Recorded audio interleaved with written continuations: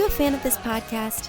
Do you wish there was even more juicy content for you to sink your ears into? Well, there is. You can become a premium member of this podcast for $5.99 a month and get full access to an archive of over 50 bonus episodes. Additionally, we release a bonus episode every single month. That's a ton of extra content, including my personal interior design diaries, extra tips, my talking about trends, and so much more. Additionally, you'll be keeping us on the airwaves each and every week because your premium membership money goes directly back to making this podcast amazing.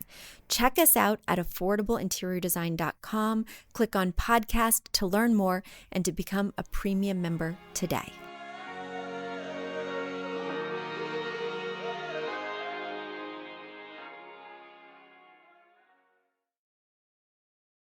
Hi, everyone. I hope you and yours are feeling healthy and well during this coronavirus pandemic. For this episode and the foreseeable upcoming episodes, the podcast is going to have a more raw and unpolished sound. Our dear friend and amazing podcast producer, Catherine, is suffering from the effects of the coronavirus.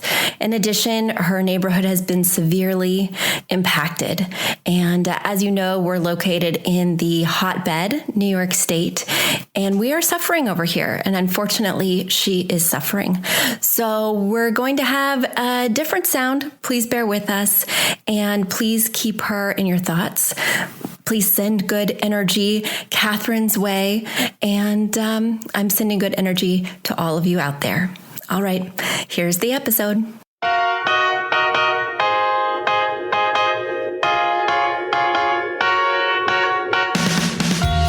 Need a high-end designer or a lot of money to get a luxe look. Be your own interior designer. This is Affordable Interior Design, the podcast. Here's your host, Betsy Helmuth.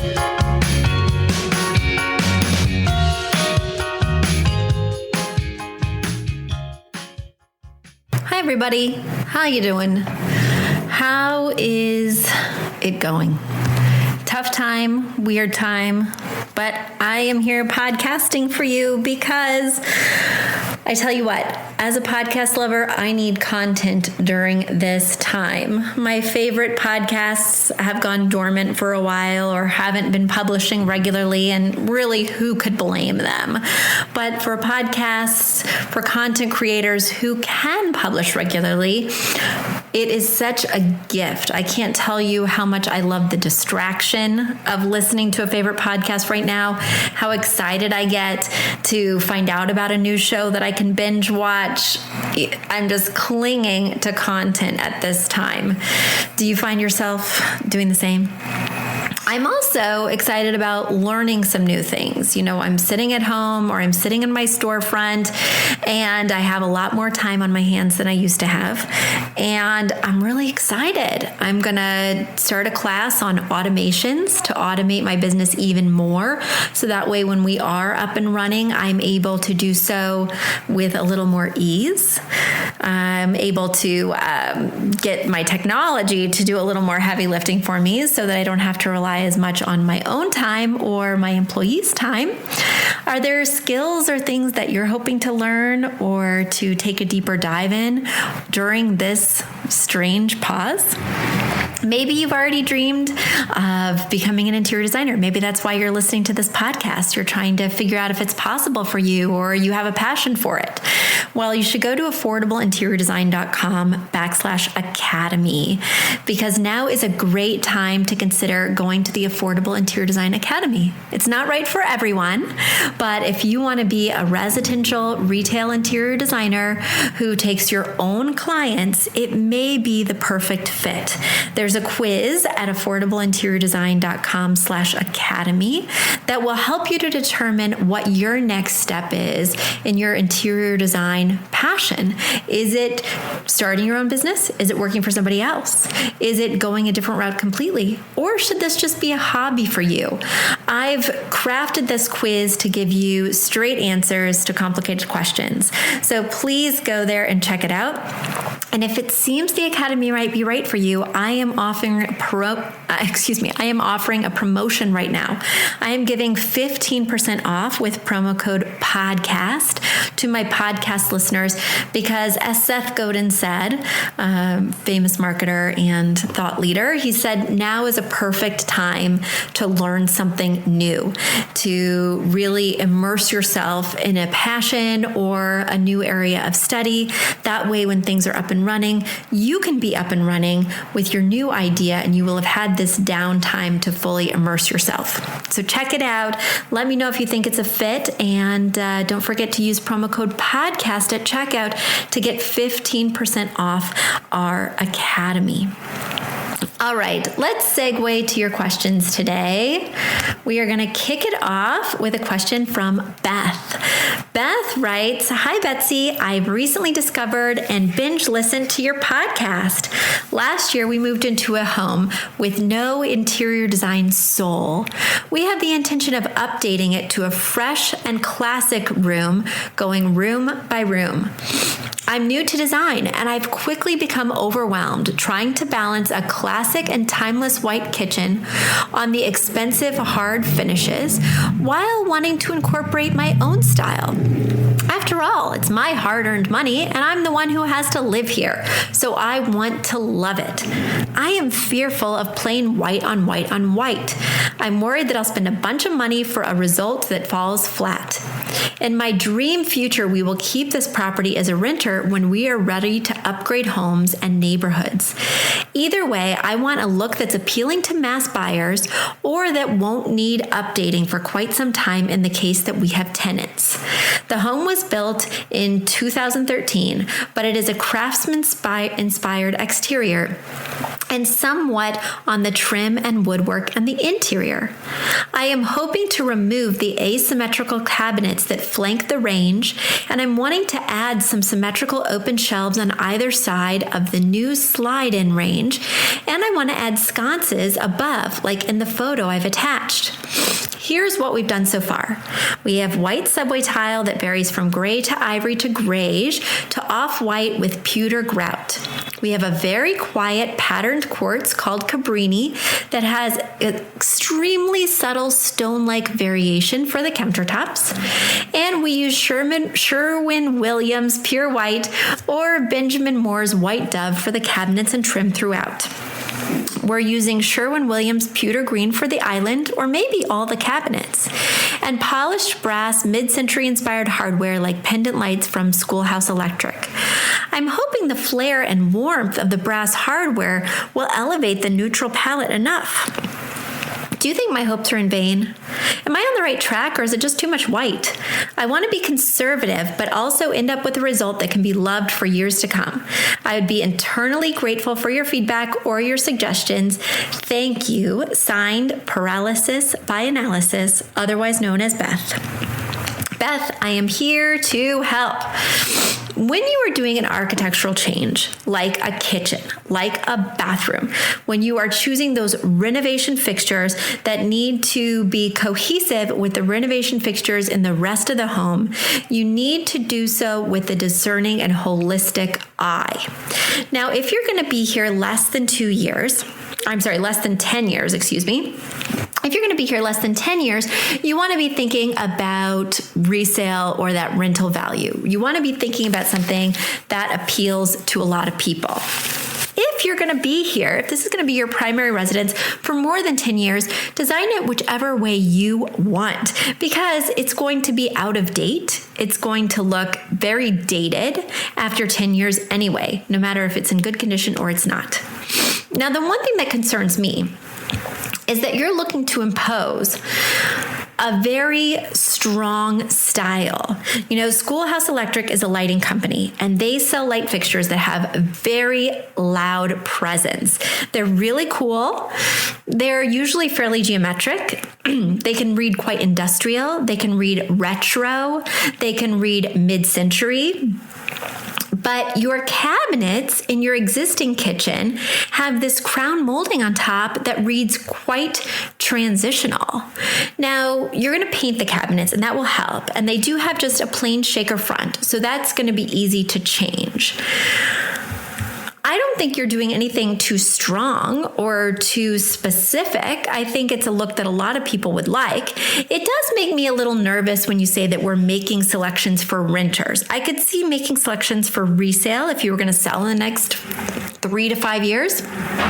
But for renters, they're really looking at different things. It doesn't have to completely embrace their personality. They're understanding that this is a temporary space, so I wouldn't be afraid to make strong choices there. I'm just worried that you are getting kind of a mix of styles. And sometimes people find inspiration photos, which I think are great and essential when doing a renovation. But the problem could be with inspiration photos that the architecture of the house in the inspiration photo doesn't at all relate to the architecture of your home.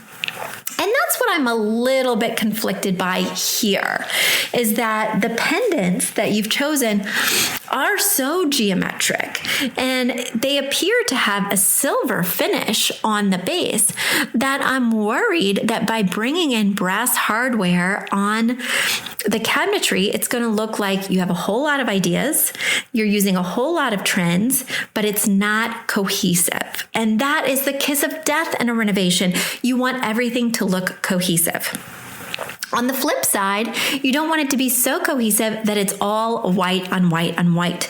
Because as you've heard me say before, if you've been binge listening to the podcast, then you know that when you add white tiles with white countertops, with white paint, nothing looks truly white. Nothing looks fresh because they're all different variations of white. So if you're going to do a white backsplash tile, I would not do white cabinetry. If you're going to do white cabinetry, which you might be set on and I think would really update this space, then go for a subtle gray tile.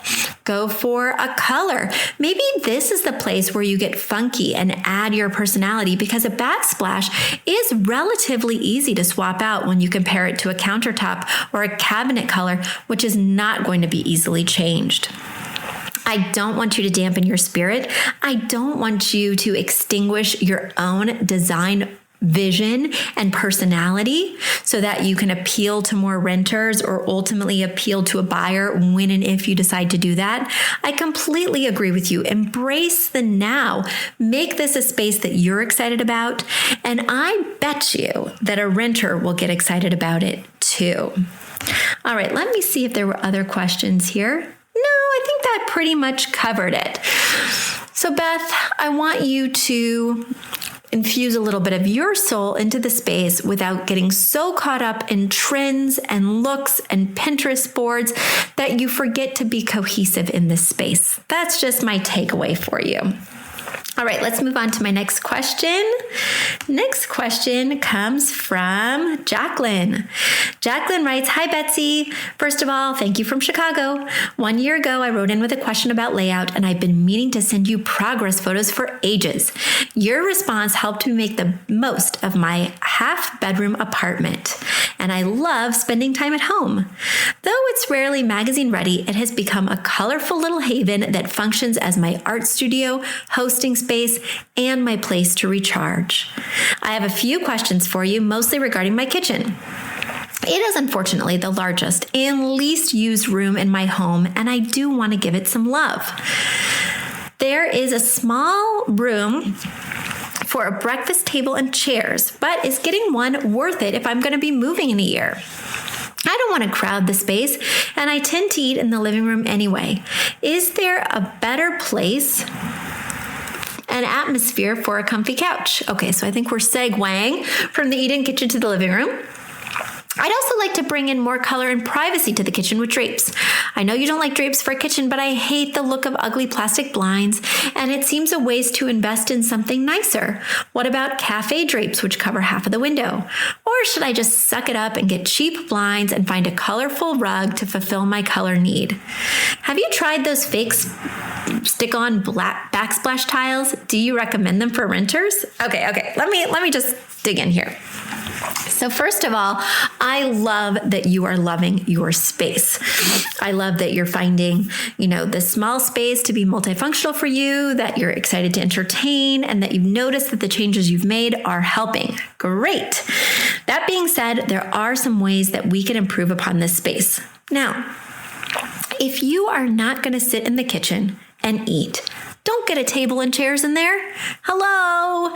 A lot of people, especially as somebody who lived alone for many, many, many, many, many years, it's aspirational to have an eat-in kitchen and to have a table in there, especially if you have enough room to do so. But you're there alone.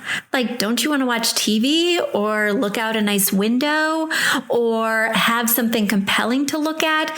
Unless you like to sit at the kitchen table and watch your iPad or read the newspaper, if you're not going to do those things, if you're going to find yourself gravitating back towards the space that's more visually stimulating and interesting, don't bother getting a table and chairs. Just because other people would have one in this space or would be functional for other people, or you have the room to do it, doesn't mean you should do it. Think about function before you go spending on things and thinking about what would make it pretty, right? So that's my thought on that. Let's get back to your next question. You'd like to bring in more color and privacy with the kitchen drapes.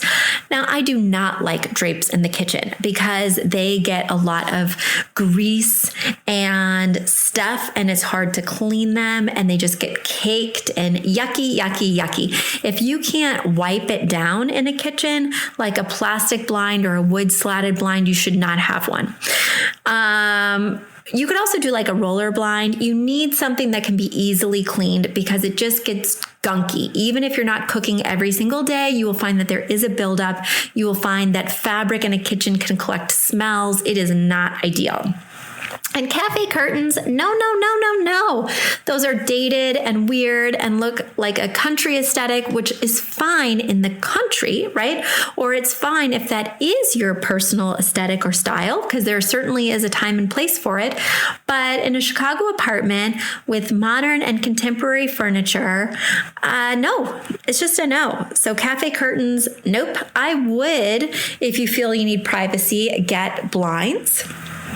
Again, that you can wipe down. And if you feel that you don't need privacy, I would leave these untreated because there's just a lot going on in this kitchen.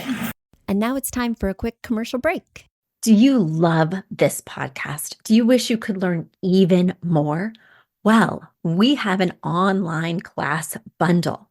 Our online class bundle is comprised of 3 online classes: beautifying your home for less, styling your home, and the fundamentals of feng shui.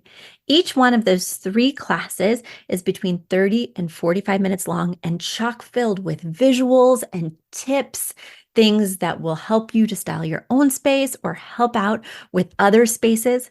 Additionally, with the pack of 3 classes, you get an autographed copy of my book, Affordable Interior Design. You get all of that for only $99. Once again, that's the 3 online classes as well as the book for only $99. You just go to affordableinteriordesign.com/classes. Once again, affordableinteriordesign.com/classes to buy your bundle today. And if one of those classes sounded intriguing, but maybe you already have my book or some of the other topics are not of interest, you can buy the classes individually at that site as well. Each class is $40. So head over to affordableinteriordesign.com/classes to get your bundle or your online class today. All right, let me get back to your next question where you ask, I'd also like to... Oh, the fake backsplash tiles. Yes. So they're called tile tattoos, especially on square tiles that are large format, like 3x3. They come in lots of custom sizes, or you can even trim them to size. Now you have small mosaic tiles that are more like 1 inch by 1 inch. And I am afraid that those tile tattoos are not going to look nice in here. Like by trimming them up to such small pieces, I think it's going to be somewhat compromised. Now you are an artist, so you're probably able to trim things with accuracy. Maybe you just get some colorful contact paper and put the colorful contact paper over certain squares that you find to be less compelling than others. This backsplash, as I mentioned, is a mosaic that appears to have tones of ivory, taupe, beige, and like a deeper type brown. And if you're not digging the deeper type browns, maybe cover up those with colorful contact paper, right? Because you perhaps, unlike some less artistic listeners, can probably get that to be a very straight, perfect square. But you're also a renter. And so you can't go doing something like painting these tiles or chipping them out and putting in new tiles. They do have stick-on backsplashes that look like real tile. However, you already have tile back there, and those don't stick well to pre-existing tile. So it's either the contact paper or leave well enough alone. In a kitchen and in a bathroom, what people want to know most is not that it's impeccably designed. They want to know that it's clean. So get it to be clean and fresh looking first as a priority in terms of working on storage so that the surfaces aren't cluttery, working on just cleaning up what you can do, because as many of us former renters or current renters know, it's hard to make a space feel fresh when there's been dozens of other people living with those same cabinets, with those same countertops. So just get everything as clean and clutter-free as you can. Then worry about layering in color and cute decor. Let's see, did I get to everything there? Oh, you had a little PS. So Jackie, you wrote, PS, I'm thrilled to hear about your upcoming YouTube channel, but I'd also like to mention how grateful I am for a podcast that translates such a visual topic into something that I can listen to at work. You do a fantastic job, and I look forward to more episodes, even if I'm in line for a Betsy Smackdown. I really appreciate that, Jackie. And yes, my YouTube channel is launching this month, April, and I'm really excited for it. I'll be sharing a lot of information about it as I move along and get more episodes loaded there. But I cannot wait to share pictures. I think they'll really augment my advice and help to bring this advice to life, frankly. Speaking of Betsy Smackdown, I'm just going to give you a couple other pointers. You know, I can't help myself. When you guys send me pictures of other spaces, well, I'm going to solve those problems too. Jackie, it is really bothering me that your drapes do not go all the way down to the floor. They're about 6 inches off the floor in the living room. And while I love the bold splash of peacock teal, it's really a problem that they're not going a little bit further down. The other thing that I think is a little bit of a problem is that you have the biggest piece of artwork that I can see in this space over, well, not much. I'd rather the biggest piece of artwork be over the sofa so that it feels more in balance and creates somewhat of a focal point with that sofa, because you do have some lovely art here, which is such a tremendous asset. And I really want you to do a better job of showing it off. So I would hang that canvas painting that features the blue, the tomato reds, the yellow ochres. I would hang that over your blue sofa. And I think that will really bring the whole thing to life. You've got a desk here butted up against the sofa. And I guess you're sort of using it as an end table as well as a desk. But for me, that's totally not working. Now, maybe you're doing that because you want to look out the window while you're at the desk. But for me, I'd rather you just move the desk over next to the window than butt it up against the sofa, because it's really strange that the sofa arm is, say, 26 inches off the ground and the desk is, say, 29 inches off the ground. It looks very strange and oddly placed. And I think just by moving that desk either against the wall that it's closest to now or over by the window, if that's the way that you feel most inspired, will really help this room to look less visually chaotic.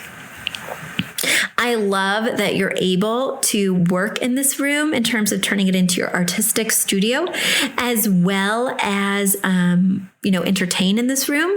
I sort of wish that your easel was over next to the floating shelves.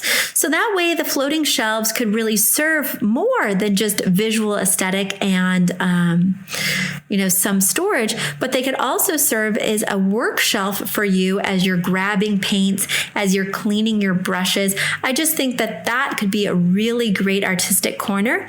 And if you angle it, you can still see out those windows, because I know for myself, as a former painter and a burgeoning painter now, I just bought some acrylic paints and a desktop easel.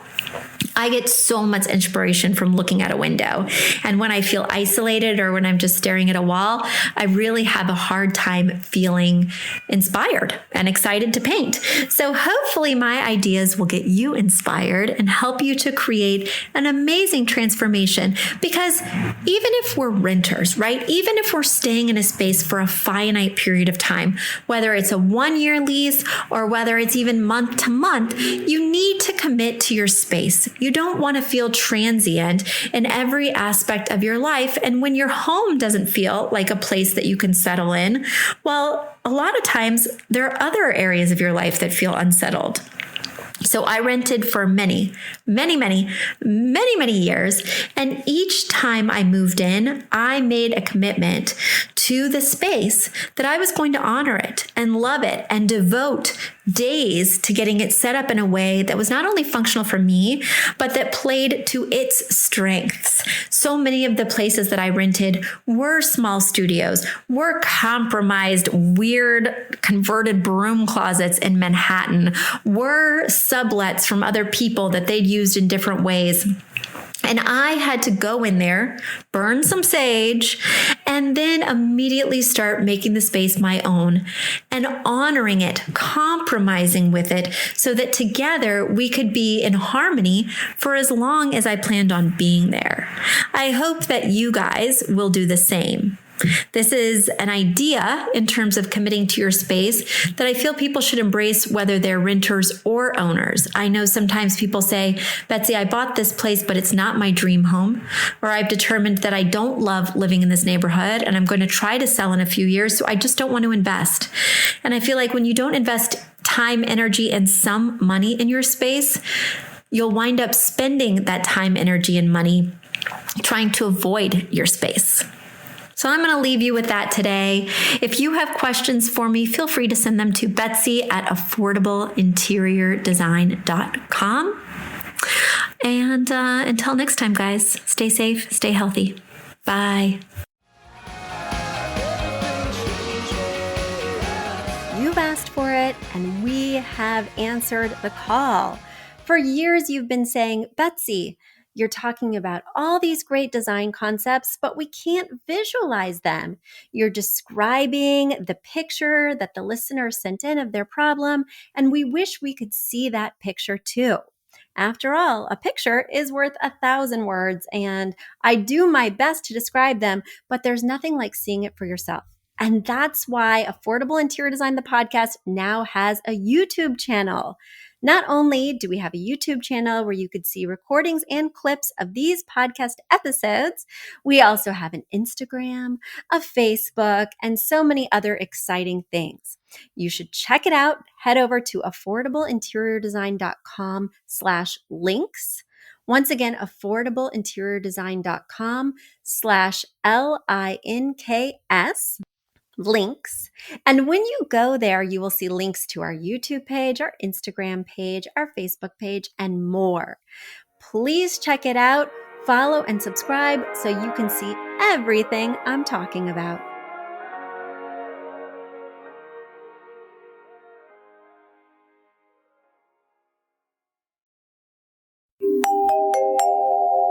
A big thank you to our amazing producer, Catherine Heller, to Aton and the MVCR House Band, and to Affordable Interior Design, the sponsor of this podcast and the premier place to get an amazing look on a budget. Check out affordableinteriordesign.com. If you guys love the show, the very best way to support us is by spreading the word. Tell your friends or write us an awesome review on iTunes. So until next week, guys, thanks so much for joining us, and I'll talk to you soon. Bye.